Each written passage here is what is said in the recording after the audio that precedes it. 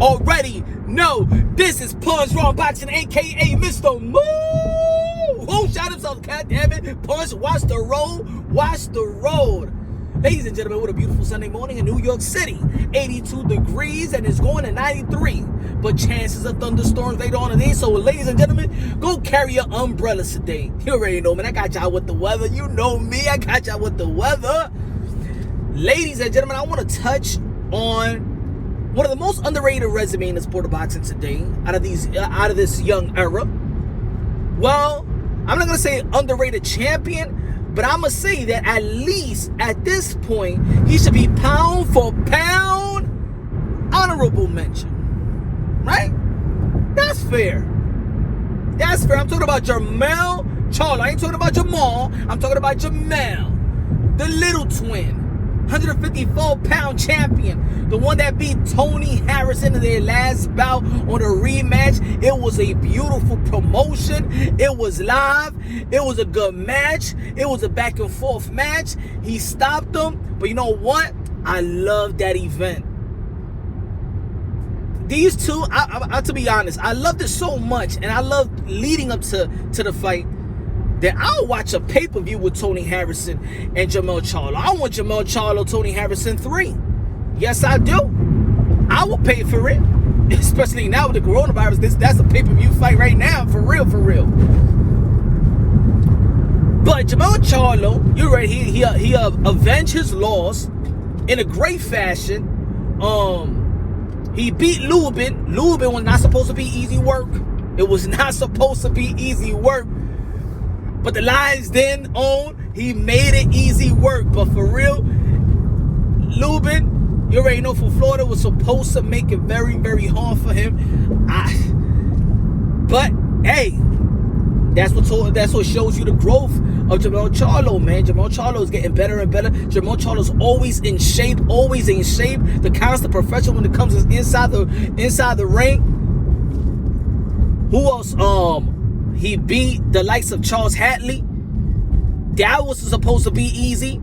Beating Charles Hatley. Charles Hatley had a great amateur background. Fought the likes of the Mises Andre. Fought the likes of Keith Tom Thurman. Charles Hatley supposed to be, at this point, was supposed to be projected at least top 10 pound for pound in the sport of boxing, the way that was projected coming out the amateurs. Trout. He fought Trout. He beat Trout. You know, so his last 4 or 5 fights was not supposed to be easy for Jermell Charlo. And if you look at all the champions in the sport of boxing today, dude has some good competition and overcame. That's what I'm saying. He should be pound for pound. If he's not in your top 10, and a lot of people are going to be like, come on, Punch Drunk, really top 10. All I'm saying, if he's not in your top 10, he should be pound for pound honorable mention, at least.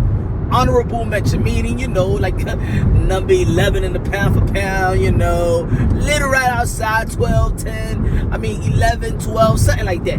But, I don't know what's his next fight, but I hope Jermell Charlo and Banana Jason Rosario fights next.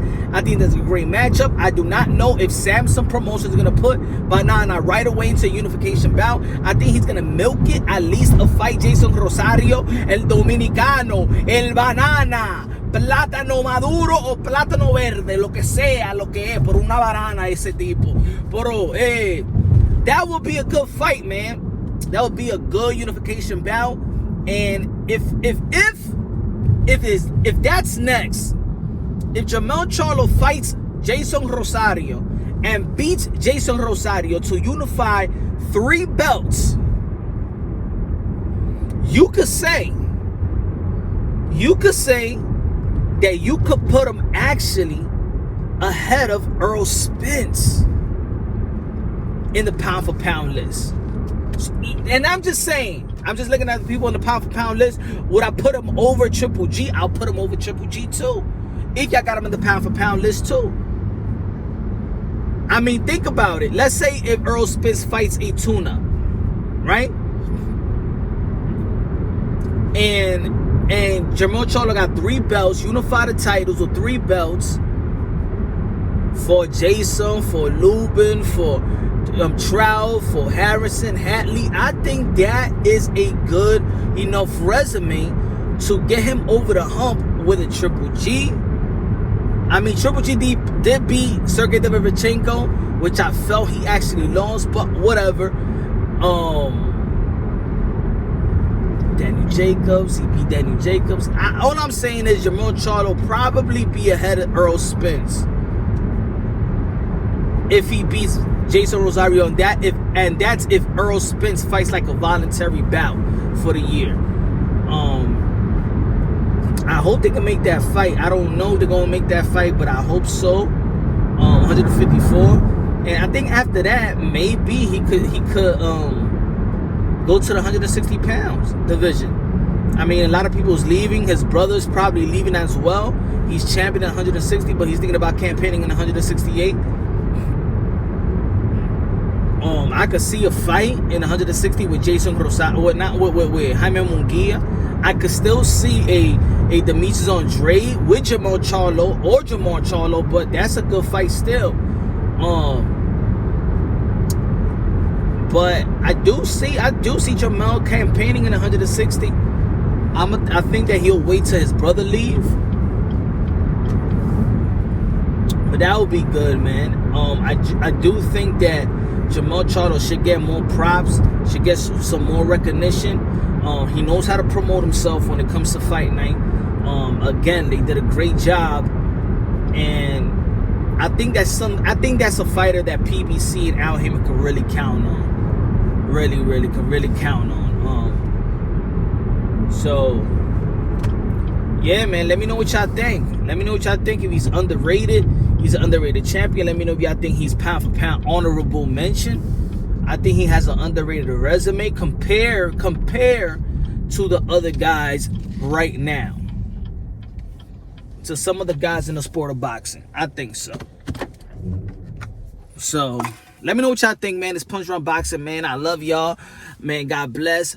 On to the next. You already know, like it, share it, subscribe to the channel, hit the notification bell.